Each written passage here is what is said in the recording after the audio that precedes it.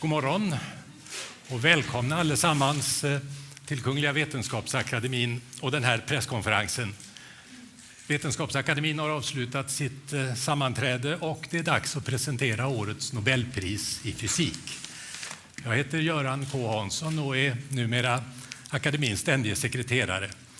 Och med mig här framme har jag professor Lilla som är ordförande i Nobelkommittén för fysik och professor Olga Bottner, ledamot av Nobelkommittén och expert inom prisområdet.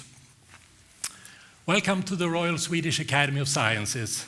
It's time to announce this year's Nobel Prize in Physics. I am Göran Hansson, Secretary General of the Academy, and with me on the podium is the chair of the Nobel Committee for Physics, Professor Lilla, and Professor Olga Bottner, member of the Nobel Committee. I will start by reading the announcement with a citation in the 5 languages Alfred Nobel spoke, and we will then hear presentations from our experts on the panel. After that, we hope to have one of the Nobel laureates available on a phone line, and we look forward to your questions, of course, in Swedish or in English. Årets pris handlar om identitetsbyten hos några av universums vanligaste invånare. This year's prize is about changes of identity among some of the most abundant inhabitants in the universe. Kungliga Vetenskapsakademin har beslutat att utdela 2015 års Nobelpris i fysik till Takaaki, Kajita och Arthur B. McDonald för upptäckten av Neutrino Oscillationer som visar att neutriner har massa. The Royal Swedish Academy of Sciences has decided to award the 2015 Nobel Prize in Physics to Takaaki, Kajita and Arthur B. McDonald for the discovery of neutrino oscillations, which shows that neutrinos have mass. Für die Entdeckung von Neutrino Oscillationen, wodurch bewiesen wird, dass Neutrinos Masse haben. Pour la découverte des oscillations de neutrinos qui montrent que les neutrinos ont une masse. Za открытие осцилляции нейтронов, что показывает, что у нейтронов есть масса. Thank you. And now, the chair of the Nobel Committee, Professor Lilla, will give us a brief introduction. Anne, please. At this moment, in this room, there are more than 1 billion neutrinos, which travel almost at the speed of light. These elementary particles are the second most abundant in the universe, next to the photons, which are the particles of light. They are created in nuclear reactions, for example, in the sun, in stars, or in nuclear power plants.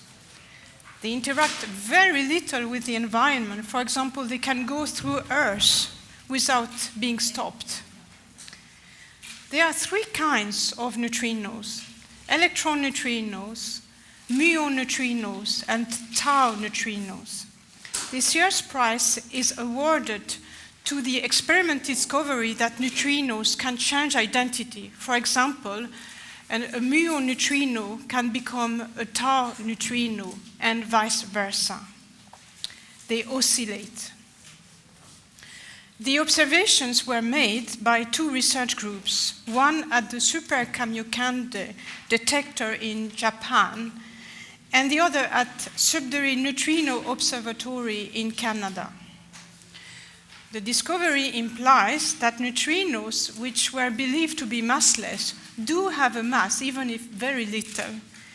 And since there are so many of them, it changes our view of the universe. Thank you, Anne. Now, Professor Olga Bottner will give us some insights into the science behind the prize. Olga, please. I'll be happy to.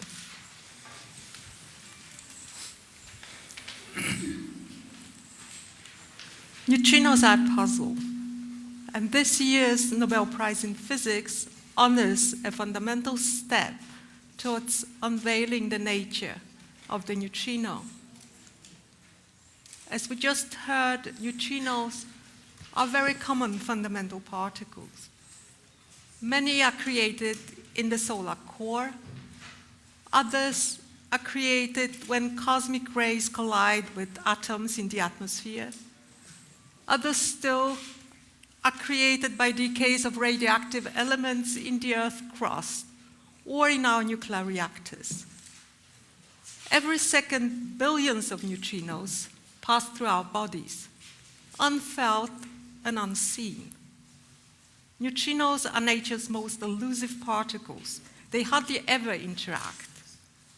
But sometimes a neutrino will strike an atom, and when it does, charged particles are produced, and those we can detect.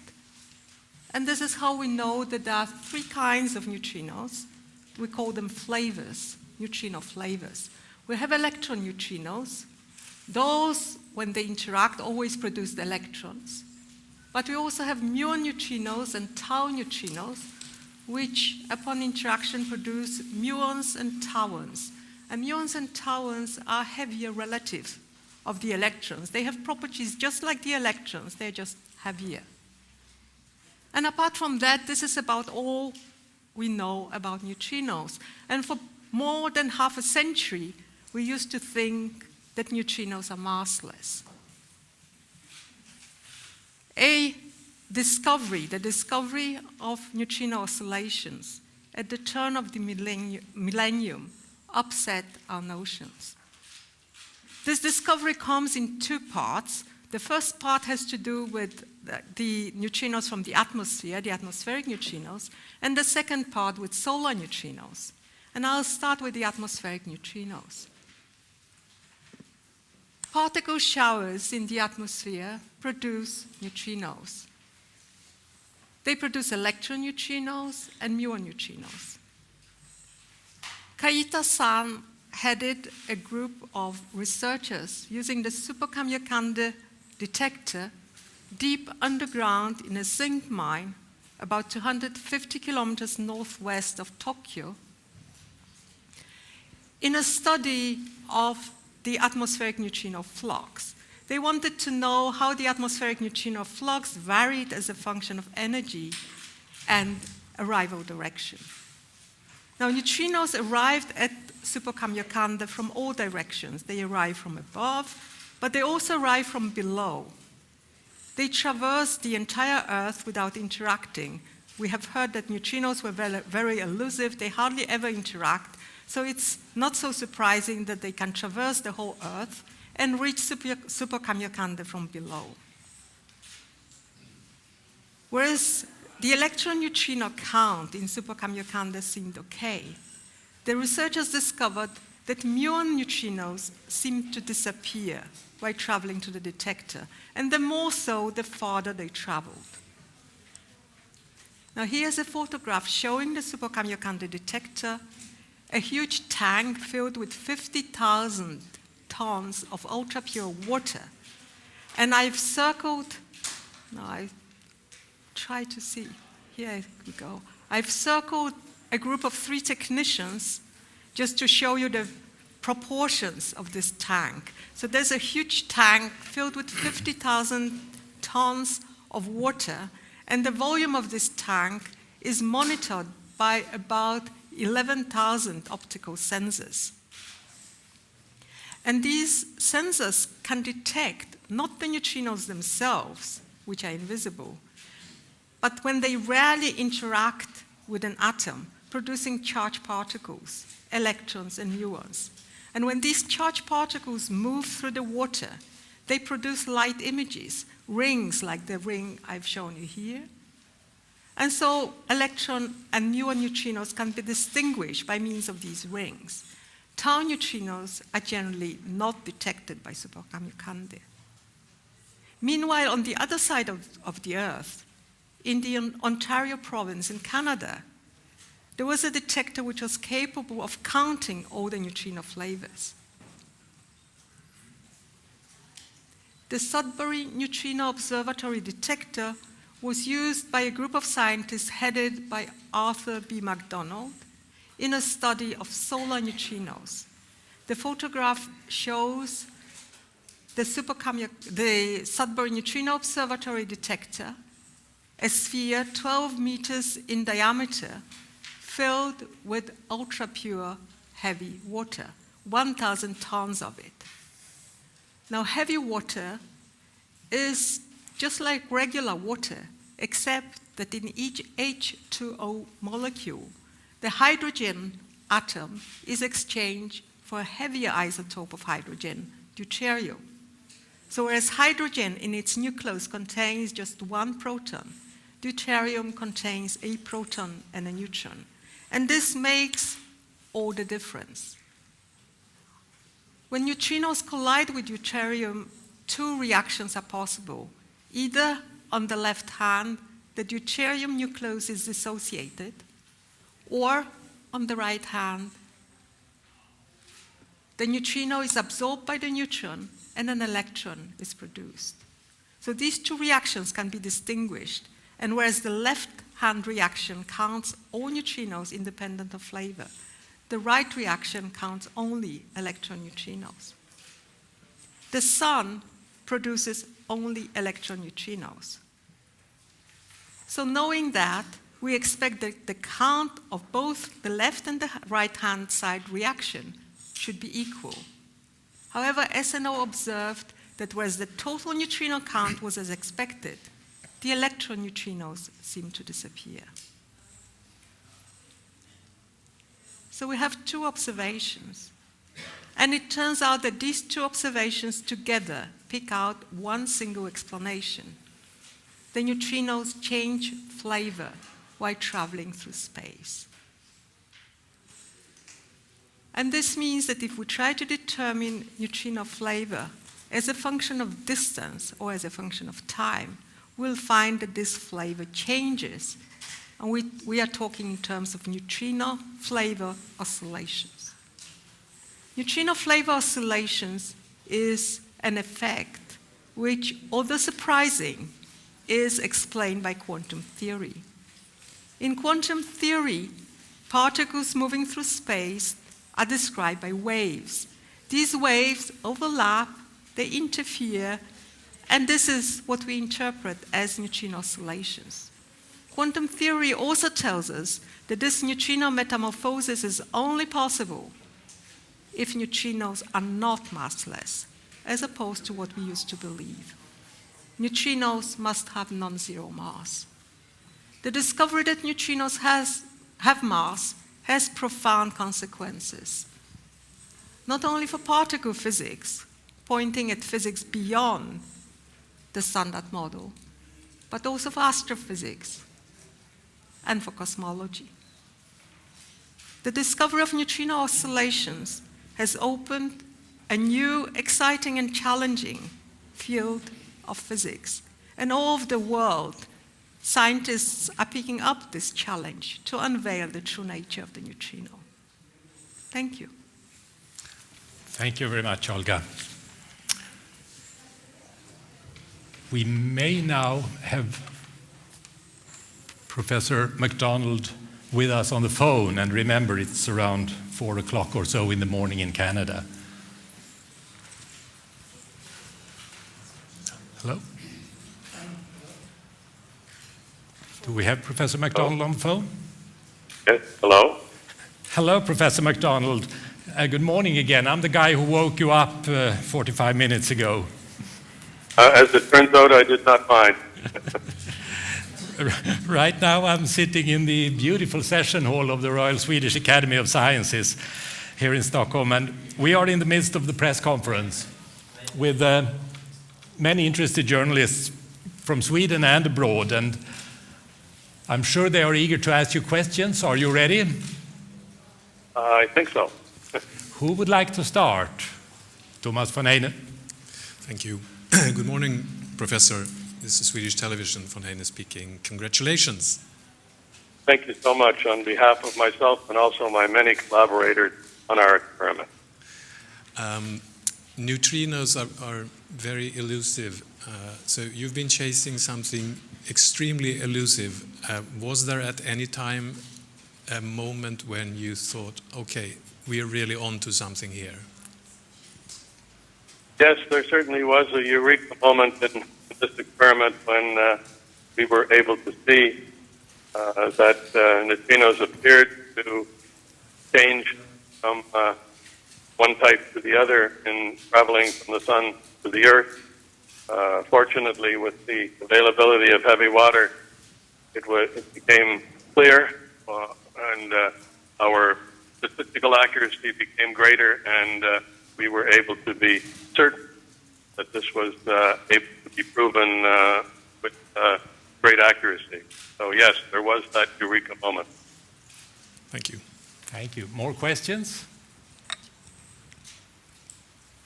Yes, please, in the back. Okay, I'm from TV4 in Sweden. Hold on for a second, you'll get the microphone. I need another microphone. My microphone won't help, will it?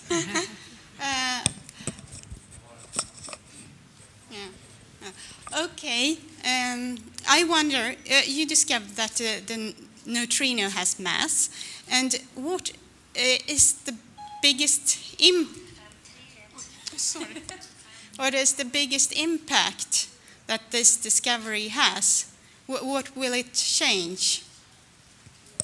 Well, neutrinos are among the fundamental particles we do not know how to subdivide any further, and therefore their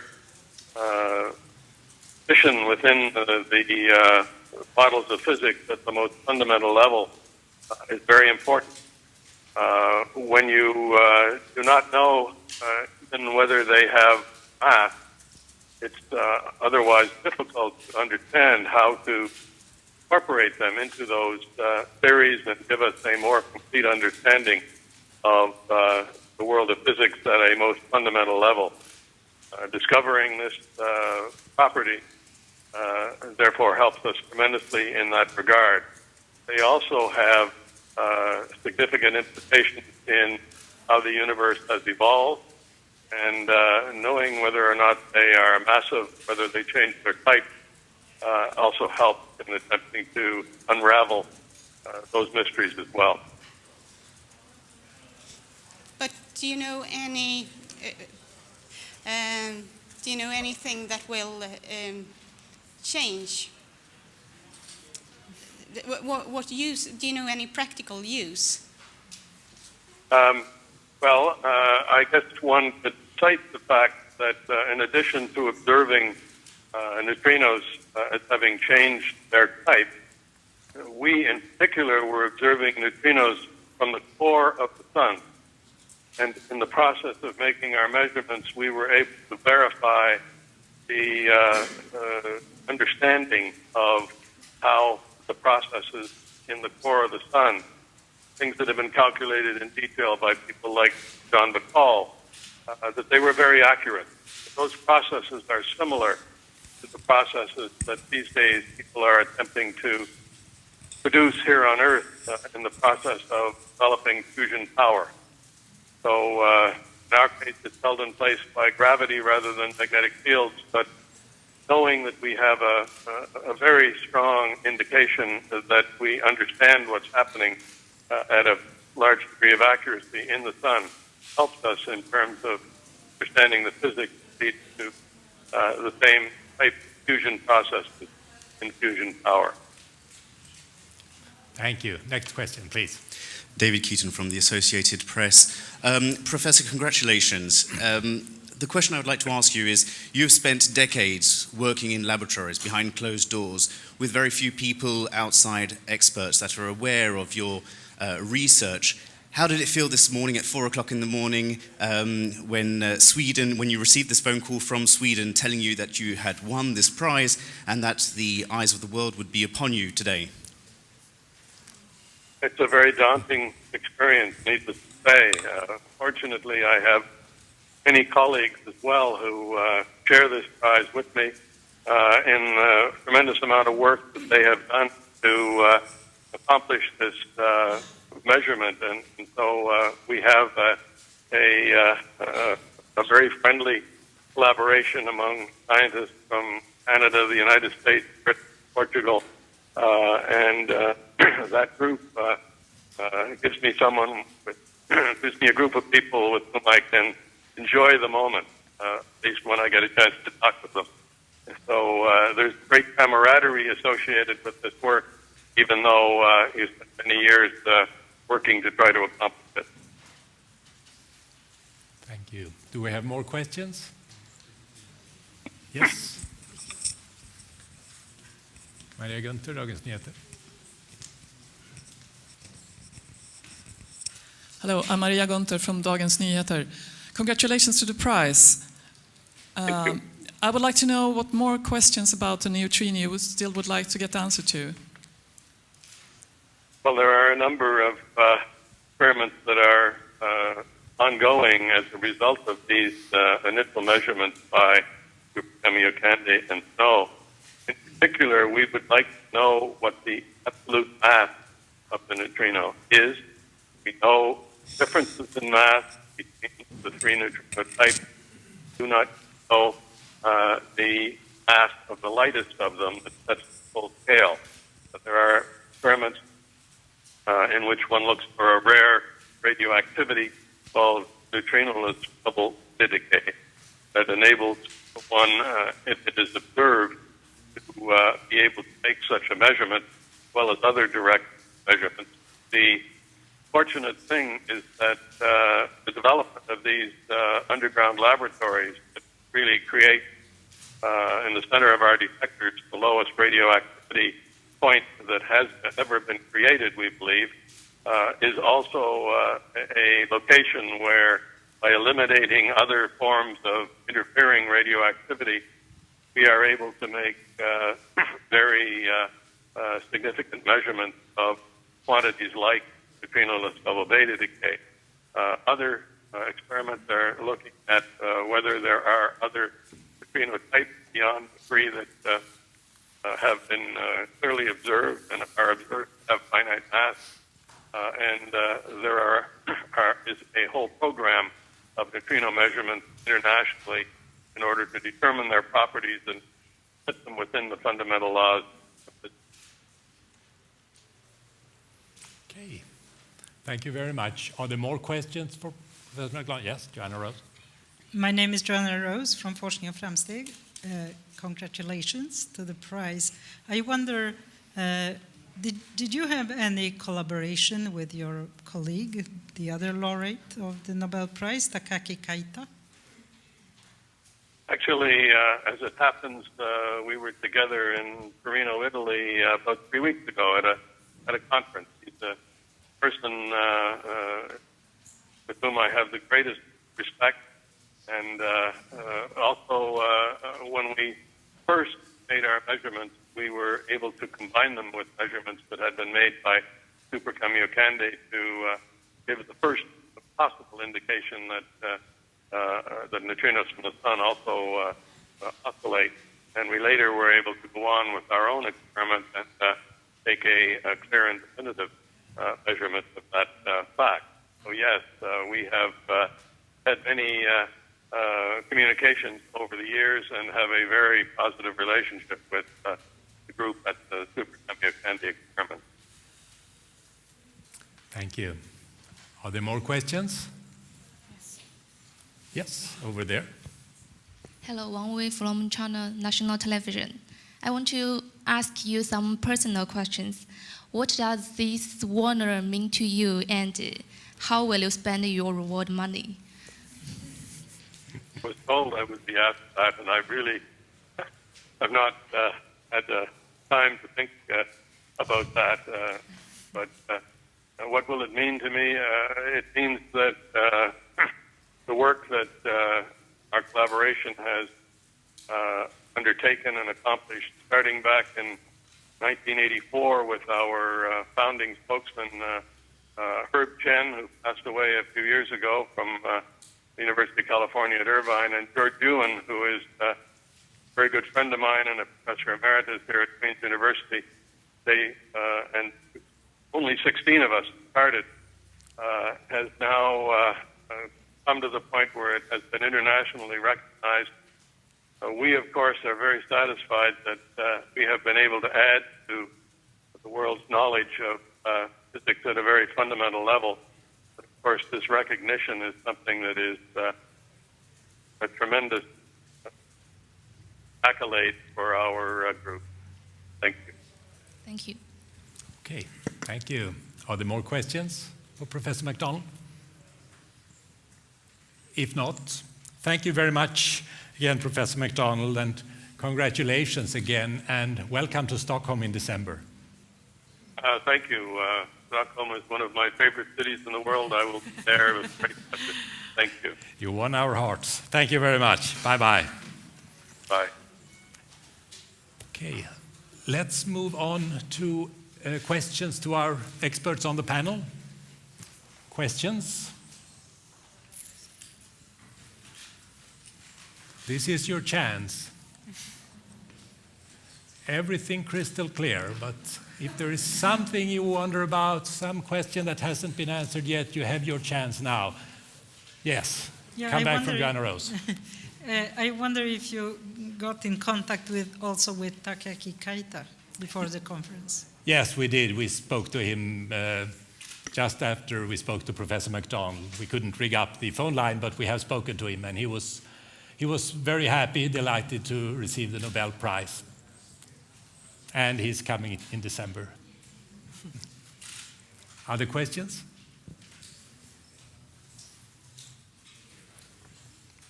Well then, yes, please.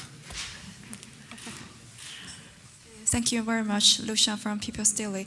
I want to ask, neutrinos have mass, so I want to know, how do you measure the mass and how much is it? Thank you. Olga. So, what we know from the study of neutrino oscillations is that neutrinos have mass, or at least one of the 3 neutrino flavors does have mass. It's very hard to measure the mass itself, and it's one of these outstanding challenges that Professor McDonald has just been describing. We have been trying to measure neutrino mass for more than 70 years, but the only thing we know is an upper limit on the masses, and the best upper limit comes from cosmology.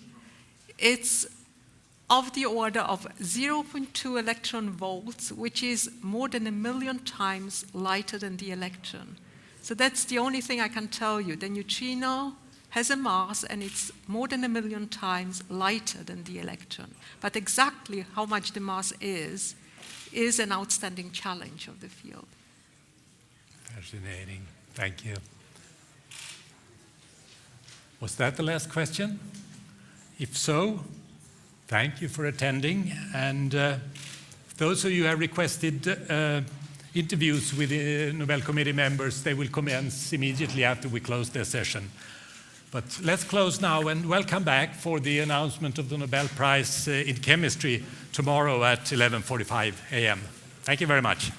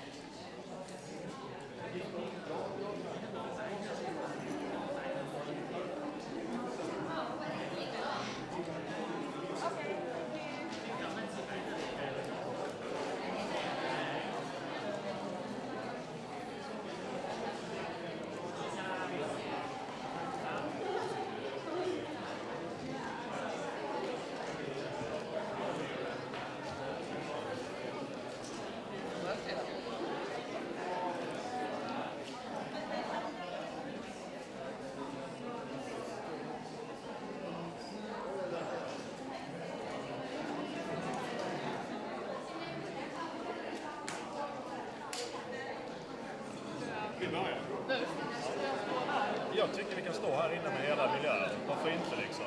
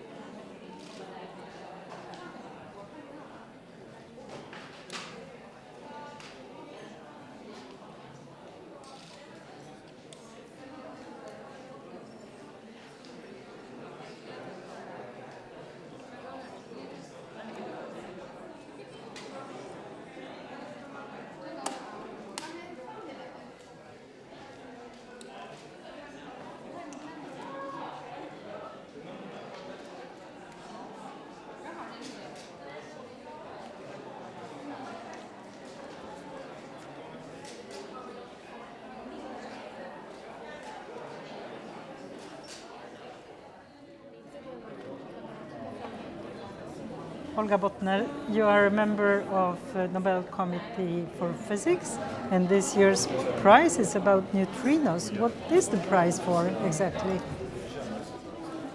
So this year the prize honors a fundamental discovery in physics. And since neutrinos are very common in our surroundings and they are very common particles in the universe, the discovery that neutrinos are actually not massless makes a difference. It makes a difference theoretically, but it also makes the difference to how our sun functions. If it wouldn't be for neutrinos, the sun would not be shining anymore. If it wouldn't be for neutrinos, supernovas would not be exploding the way they explode. The elements that we are all made of would not exist. So neutrinos are very important, but this is fundamental physics. What are neutrinos then? No, I wish we knew what neutrinos are. Neutrinos are among these few fundamental particles which make up matter. And we know them from radioactive decays. But what they really are, no one knows. No one has ever seen a neutrino. Neutrinos have no electric charge, and we can only detect particles which carry electric charge. And so we can only discover neutrinos when they interact with something and produce charged particles. And this is how we know there are three kinds of neutrinos, but no one has ever seen the neutrino itself. And the prize is actually for a discovery of Neutrino Oscillations, that neutrinos change identities also. Yes. What does it mean? Well, it means that neutrinos, it's very hard to say that a neutrino changes identity, because it makes you think of the fact that, you have a neutrino sitting on the table in front of you, and all of a sudden it becomes something else. So neutrinos do not change identity like that. They change identity while they move through space. When they do that, you can produce one kind of neutrino, but then if you try to detect it hundreds of kilometers further away, you discover that what you catch is not the same kind of neutrino, but a different kind of neutrino. So something has happened on the way from the source to the detector, and this is what we call neutrino oscillations. And this has to do with quantum mechanics.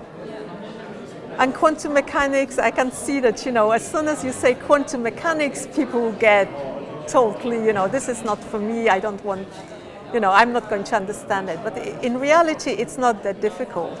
Quantum mechanics describes particles moving through space like waves.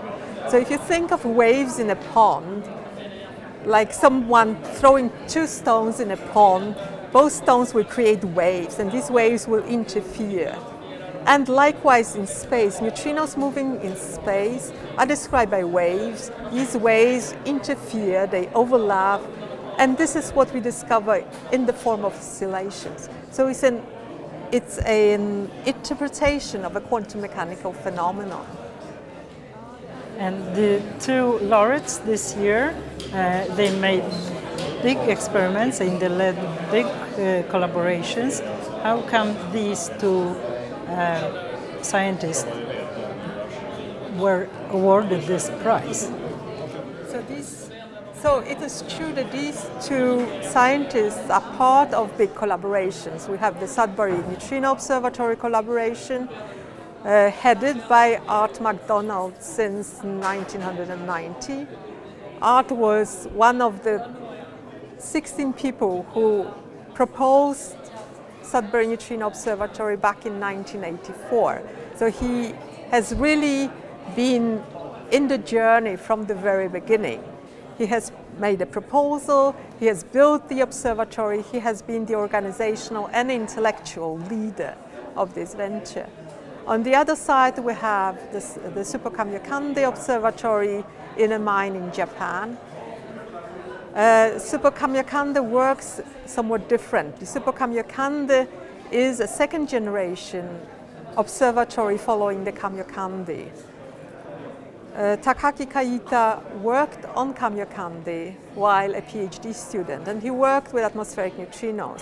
When moving to Super Kamiokande, he led one of the three experimental groups trying to make sense of the data they were getting. So he was leading the atmospheric neutrino group and tried to investigate the properties of the neutrinos. So he was the intellectual leader of this effort. And both made discoveries around the turn of this millennium. Both discoveries were the turn of this millennium. And you mentioned that neutrinos still are a big puzzle. Yes. So what's going on since then? So since then, we've discovered that neutrinos are even more of a challenge than we thought they were.